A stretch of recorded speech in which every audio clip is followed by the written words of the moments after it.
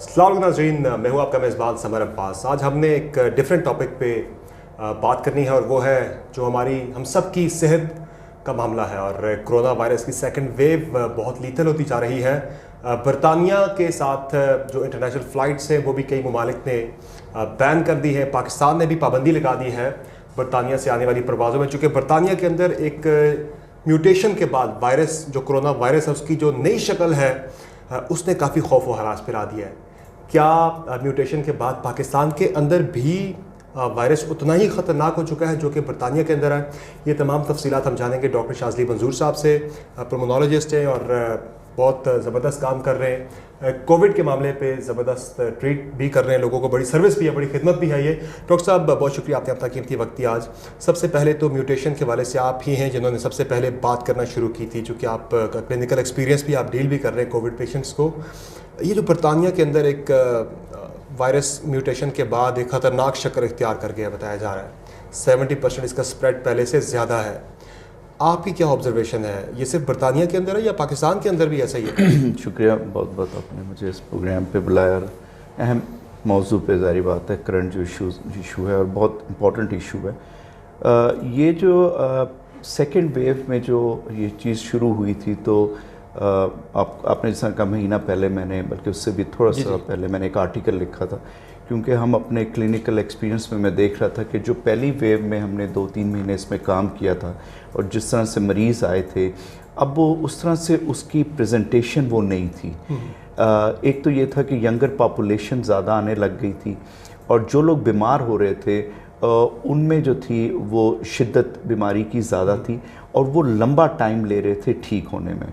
तो ये 2-3 ऑब्जर्वेशन देखी गई और मेरा अपना ख्याल मैंने यही कहा कि ये म्यूटेट कर रहा है। उसकी रीज़न ये थी कि उस टाइम भी सितंबर में जो सेकेंड वेव आ चुकी थी दूसरे ममालिक में, वहाँ भी ये वायरस म्यूटेट कर रहा था।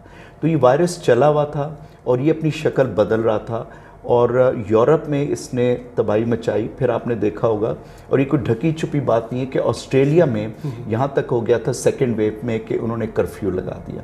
तो अभी जो ये नया जो म्यूटेशन आप वायरस की देख रहे हैं, ये बरतानिया में आया, काफ़ी अलार्मिंग है।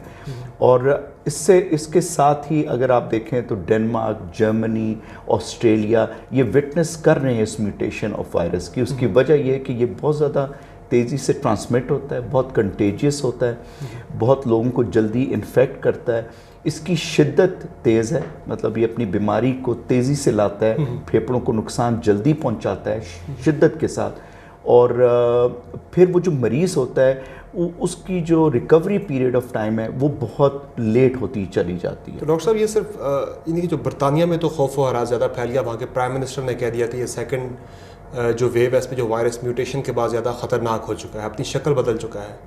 ये सिर्फ बरतानिया में या पाकिस्तान के अंदर भी ऐसा ही है? जी, मैं आपको कह रहा हूँ ना कि हम इसको पाकिस्तान में भी देख रहे हैं। मतलब डेली हमारे पास, ये नहीं कि मेरे अपने मरीज़ हैं, लेकिन बहुत सारे लोग ओपिनियन के लिए आ जाते हैं। बहुत सारे लोग मुख्तलिफ़ शहरों से अपने मरीज़ के बारे में पता करने के लिए रिपोर्टें लेके और उनकी सारी एक्सरेज और CT स्कैन पहुँचते हैं, नज़दीकी अस्पतालों से भी पहुँचते हैं। तो उसमें भी मैं ये देख रहा हूँ कि हम ये विटनेस हर जगह पे कर रहे हैं। जो हमारे नॉर्दर्न एरिया है, जो पाकिस्तान का जैसे नॉर्दर्न एरिया हम कहते हैं, तो इसमें हम विटनेस कर रहे हैं कि जिसमें आपको जेलम से आएगा, कोई फैसलाबाद से आया होगा, कोई एबटाबाद से आया है, कोई कहीं जो पाकिस्तान के दूर दराज के इलाकों से या हमारे करीबी अस्पतालों से, तो ये विटनेस हम कर रहे हैं। तो इसका मतलब है कि ये स्ट्रेन हमारे पास आ चुका है। वही पैटर्न है बरतानिया, वही पैटर्न है, या जो बाकी यूरोपियन ममालिक में था।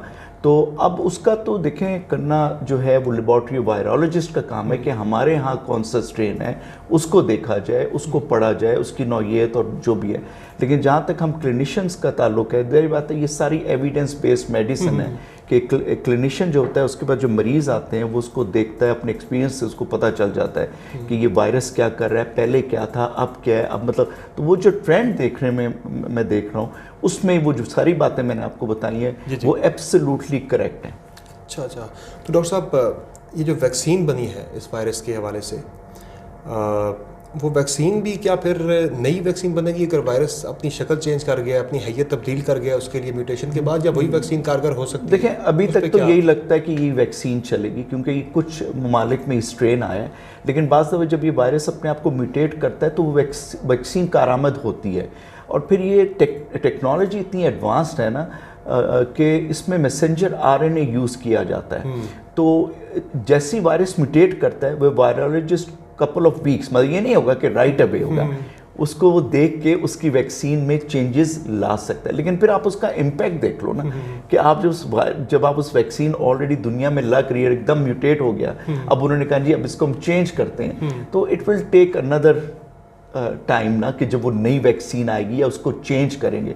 तो ये एक ऑनगोइंग सिलसिला, ये बड़े मुश्किल चीज़ें होती जा रही हैं। अगर आप इसको देखते जाएं तो ये एक ऐसी वॉरफेयर, हम उसे कहते हैं ना 5th जनरेशन, तो हम दूसरी आप अपनी टर्मिनोलॉजी में अपने प्रोग्रामों में कहते हैं। ये वायरस इतना इंटेलिजेंट है कि ये वही काम कर रहा है कि ये एक जासूस है।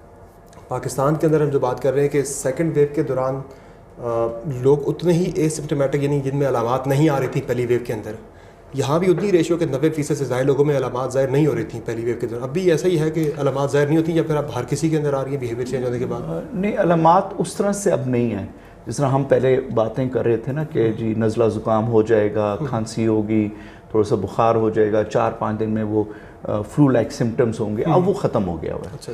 अब जो है मरीज़ आता अपनी खांसी के साथ है, या सांस की ख़राबी से आता है, या सेंस ऑफ स्मेल या टेस्ट नहीं होता, या दर्दों के साथ आता है जिससे में बहुत दर्द है, तो वो शिद्दत बुखार भी है। तो वो चीज़ें, खांसी का शदीद आना, बुखार तेज़ होना और सांस फूलना, अब इसकी ये 3 अलामात हैं, इसमें से कोई भी वो प्रेजेंट करेगा। अब जब खांसी भी आती है तो वो भी ये बताता है कि फेफड़ों में फैल गया है।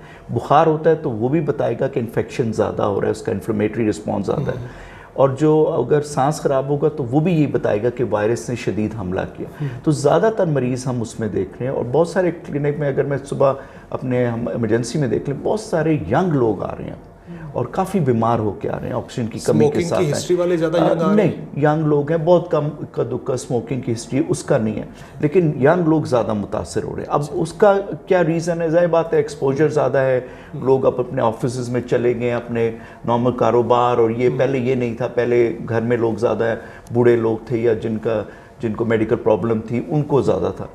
लेकिन जो मसला ये हो रहा है कि जो दवाइयाँ पहले काम कर रही थी वो अब काम नहीं कर रही, और जो अमवात की शरह भी अगर आप पिछले कुछ दिनों में देखें तो बहुत ज़्यादा था, इन्फेक्टिविटी रेट भी ज़्यादा हो रहा है। तो ये अलार्मिंग चीज़ हो रही है।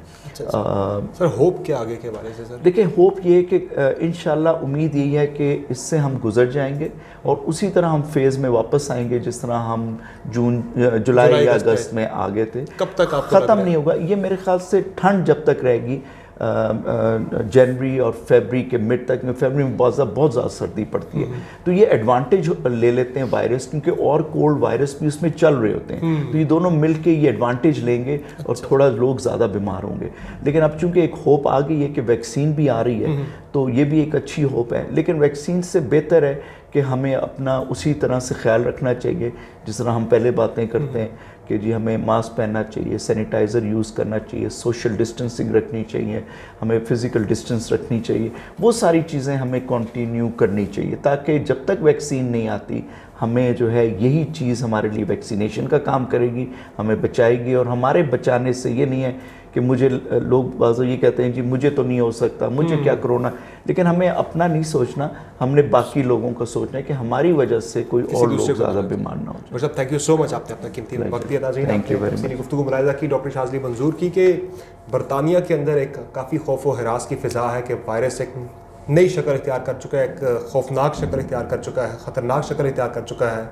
तो उसी तरह की म्यूटेशन पाकिस्तान के अंदर भी वायरस के अंदर हुई है, लेकिन शायद जहाँ पे गवर्नमेंट लेवल पे इतनी ज़्यादा गवर्नमेंट जो है, जो मेरी असेसमेंट है कि वो इतनी ज़्यादा सेंसिटाइज नहीं है इस मामले पर। और हमने भी जब पूछा था डॉक्टर फैसल सुल्तान से, वो भी कह रहे थे नहीं म्यूटेशन वगैरह कुछ भी नहीं है, ये वैसे ही लोग अपने से बात कर रहे हैं। लेकिन प्रैक्टिकली ये जो लोग डील कर रहे हैं रोज़ाना पेशेंट्स को ये बता रहे हैं कि उसी तरह की जिस तरह की सिचुएशन बरतानिया में देख रहे हैं वायरस के चेंज होने की बिहेवियर वो पाकिस्तान के अंदर भी मौजूद है।